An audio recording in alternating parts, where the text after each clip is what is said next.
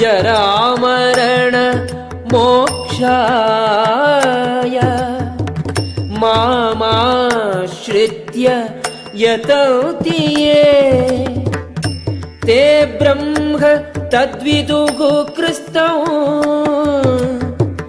അധ്യാത്മം കർമ്മ ത്യാഖിലം. വാർദ്ധക്യത്തിൽ നിന്നും മൃത്യുവിൽ നിന്നും മോചനം നേടാൻ പ്രയത്നിക്കുന്ന ബുദ്ധിമാന്മാർ ഭക്തിഭരിതമായ സേവനത്താൽ എന്നെ ആശ്രയിക്കുന്നു. ആധ്യാത്മിക പ്രവർത്തനങ്ങളെപ്പറ്റി പൂർണ്ണ ജ്ഞാനമുള്ള അവർ വാസ്തവത്തിൽ ബ്രഹ്മം തന്നെ. സാധിഭൂതാധിദൈവം മാം സാധിയജ്ഞം ച യേ വിദുഃ പ്രയാണകാലേപി ച മാം തേ വിദുഃ യുക്തചേതസഃ.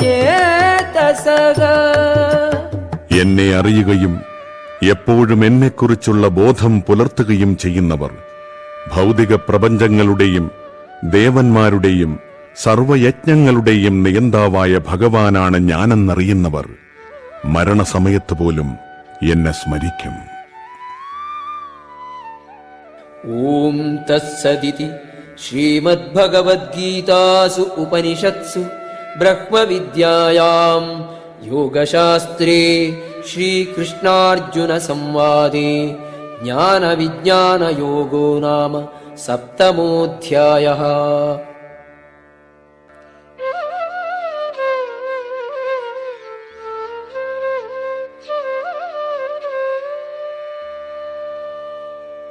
അഥ അഷ്ടമോധ്യായഃ.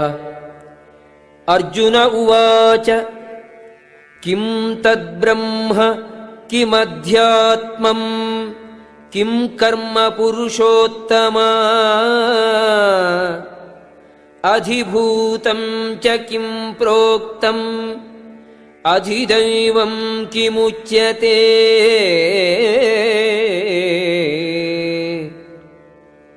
അർജുനൻ ചോദിച്ചു, ഹേ പുരുഷോത്തമ, എന്താണ് ബ്രഹ്മം?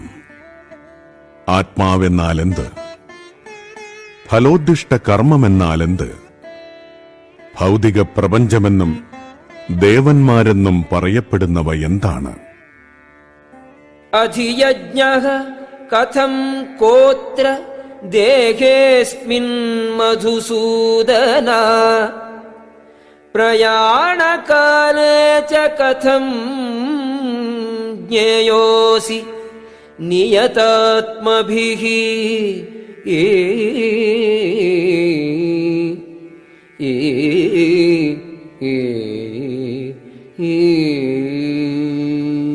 മധുസൂദന, ആരാണ് യജ്ഞദേവത?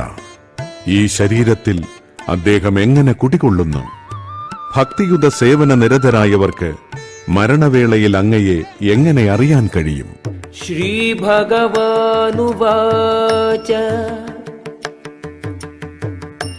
അക്ഷരം ബ്രഹ്മ പരമം സ്വഭാവോധ്യാത്മം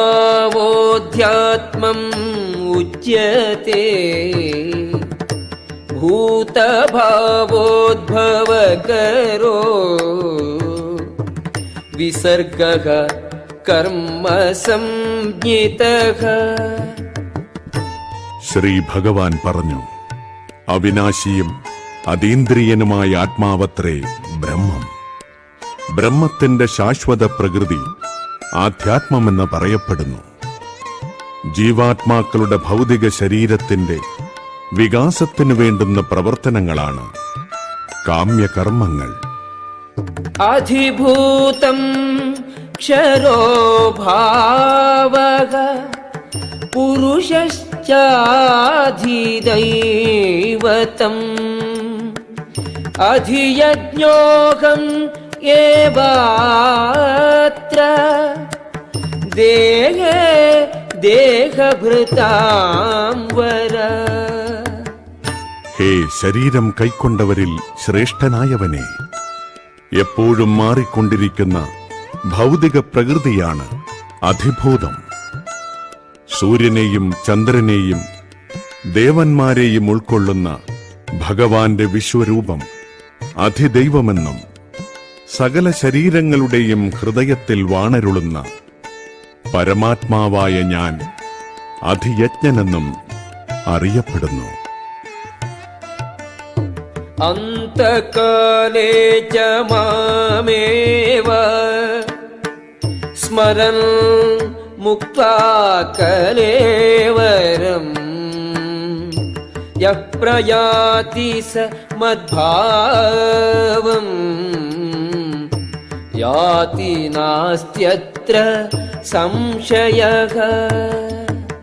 മരണസമയത്ത് എന്നെ തന്നെ സ്മരിച്ചുകൊണ്ട് ശരീരം ത്യജിക്കുന്നവൻ എന്റെ ഭാവത്തെ ഉടൻ തന്നെ പ്രാപിക്കുമെന്നതിന് സംശയമില്ല. യം യം വാപി സ്മരൻ ഭാവം ത്യജത്യാന്തേ കലേവരം തം തമേവൈതി കൗന്തേയ സദാ തദ്ഭാവ ഭാവിതഃ. എന്തിനെക്കുറിച്ചാണോ മരണവേളയിൽ ഒരാൾ സ്മരിക്കുന്നത്, ഹേ കുന്തിപുത്ര, അയാൾ തീർച്ചയായും അതിനെ പ്രാപിക്കും. തസ്മാത് സർവേഷു കാലേഷു മാമനുസ്മര യുധ്യജ മയ്യർപ്പിത മനോബുദ്ധിഃ മാമേ വൈഷ്യസി അസംശയം. അതിനാൽ അർജുന, ശ്രീകൃഷ്ണ രൂപത്തിൽ എന്നെ നീ എപ്പോഴും ഓർമ്മിക്കുക. അതോടൊപ്പം തന്റെ നിയതകർമ്മമായ യുദ്ധം നിർവഹിക്കുകയും ചെയ്യുക. സ്വകർമ്മങ്ങളെല്ലാം എനിക്കായി അർപ്പിച്ചും മനോബുദ്ധികൾ എന്നിൽ ഉറപ്പിച്ചുമിരുന്നാൽ നീ എന്നെ പ്രാപിക്കും, സംശയമില്ല. അഭ്യാസയോഗയുക്തേന ചേതസാ നാന്യഗാമിനാ പരമം പുരുഷം ദിവ്യം യാതി പാർത്ഥാനുചിന്തയൻ.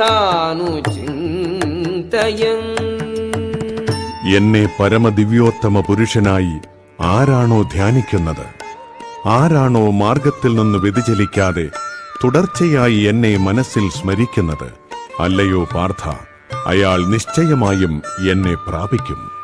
കവിം പുരാണം അനുശാസിതാരം അണോരണീയാംസം അനുസ്മരേദ്യഃ സർവസ്യ ധാതാരം അചിന്ത്യരൂപം ആദിത്യവർണം തമസഃ പരസ്താത്. സർവജ്ഞനും ആദിപുരുഷനും സർവനിയന്താവും അണുവിനേക്കാൾ ചെറുതും സകലതിന്റെയും പരിപാലകനും ഭൗതികാനുമാനങ്ങൾക്കതീതനും അചിന്ത്യരൂപനും ഭൗതിക പ്രകൃതിക്കതീതനും ആദിത്യ തേജസ്വീയമായ വ്യക്തി എന്ന നിലയിലാണ് ഭഗവാനെ ധ്യാനിക്കേണ്ടത്. ദിവ്യനും ഭൗതിക പ്രകൃതിക്കതീതനുമാണ് അവിടുന്ന്.